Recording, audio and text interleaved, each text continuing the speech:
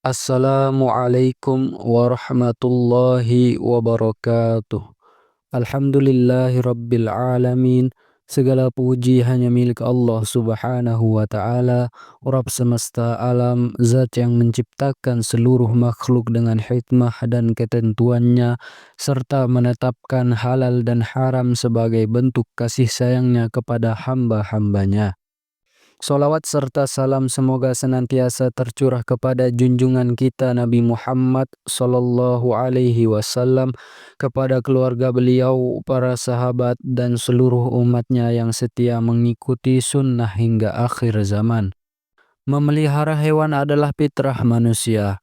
Ada yang memelihara karena hobi, ada yang untuk keamanan, ada pula yang sekadar mengikuti tren. Namun sebagai seorang muslim, kita tidak boleh sembarangan dalam memelihara hewan. Islam adalah agama yang sempurna.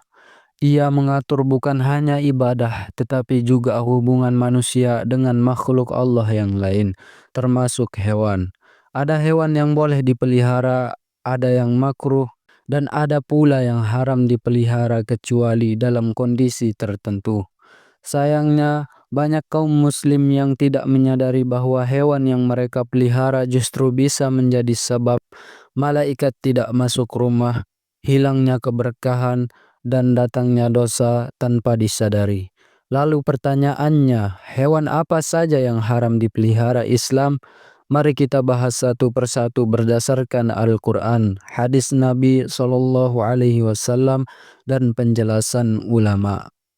Hewan pertama ini paling sering dipelihara, namun juga paling sering dilalaikan hukumnya.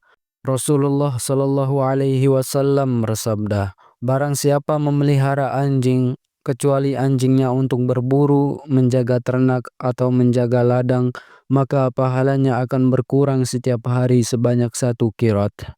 Hadis riwayat Bukhari dan Muslim.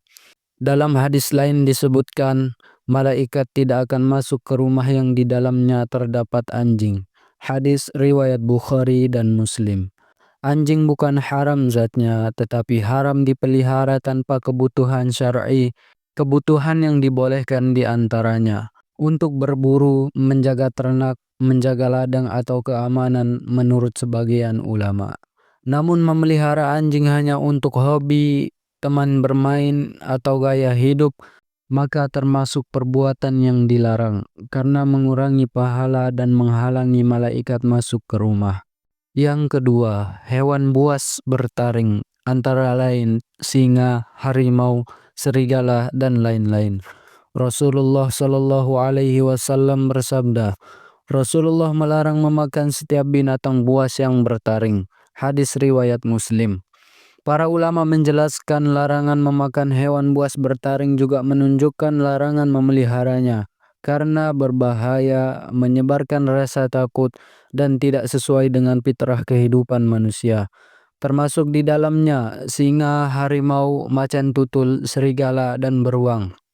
Memelihara hewan buas hanya demi prestis atau hiburan adalah bentuk kesombongan dan penyia-nyiaan amanah, serta bisa mencelakai diri sendiri dan orang lain.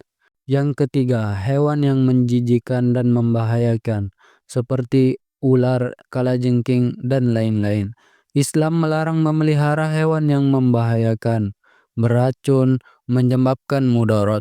Rasulullah Shallallahu Alaihi Wasallam bersabda, ada 5 hewan yang boleh dibunuh walaupun di tanah haram, yaitu ular, tikus, kalajengking, burung gagak, dan anjing gila.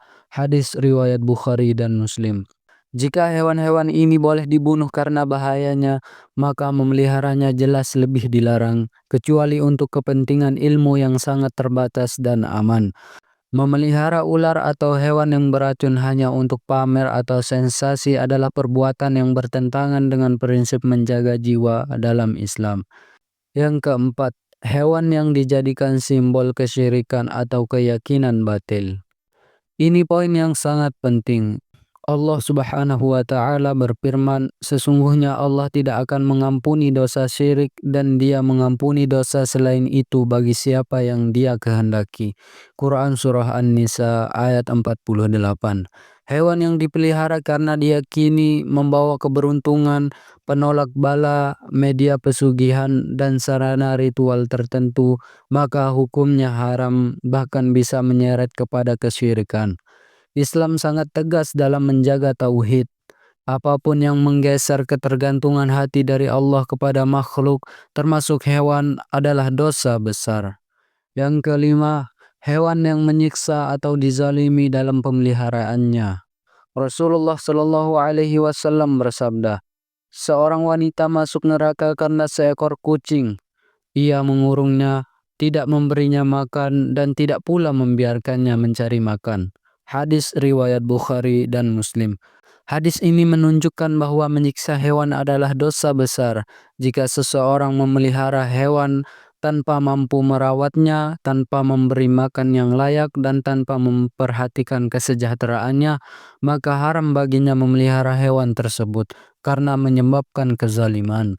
Islam mengajarkan rahmat kepada seluruh makhluk, bukan hanya manusia. Yang keenam, hewan yang menghalangi ibadah dan menyeret ke maksiat. Hewan keenam ini sering tidak disadari. Jika memelihara hewan menyebabkan lalai solat, lalai zikir, menghabiskan waktu untuk hal sia-sia, dan membuka pintu tabarruj, pamer atau riya, maka hukumnya haram atau minimal sangat tercela. Allah Subhanahu wa Ta'ala berfirman, "Wahai orang-orang yang beriman, janganlah harta dan anak-anakmu melalaikan kamu dari mengingat Allah." Quran Surah Al-Munafikun ayat 9. Segala sesuatu yang melalaikan dari Allah, meskipun asalnya mubah, bisa berubah menjadi haram jika dampaknya merusak iman. Islam tidak melarang kita menyukai hewan. Bahkan Islam mengajarkan kasih sayang kepada seluruh makhluk. Namun kasih sayang itu harus berada dalam koridor syariat. Ingatlah, tidak semua yang disukai itu diperbolehkan. Tidak semua tren itu benar. Dan tidak semua hobi itu berpahala. Mari kita jaga rumah kita agar dimasuki malaikat, dipenuhi keberkahan, dan dijauhkan dari hal-hal yang mengundang murka Allah. Semoga Allah memberi kita ilmu yang bermanfaat, hati yang tunduk kepada kebenaran, dan taufik untuk mengamalkan agama ini dengan benar. Jika nasihat ini bermanfaat, niatkan untuk berbagi sebagai amal jariah. Wassalamualaikum warahmatullahi wabarakatuh.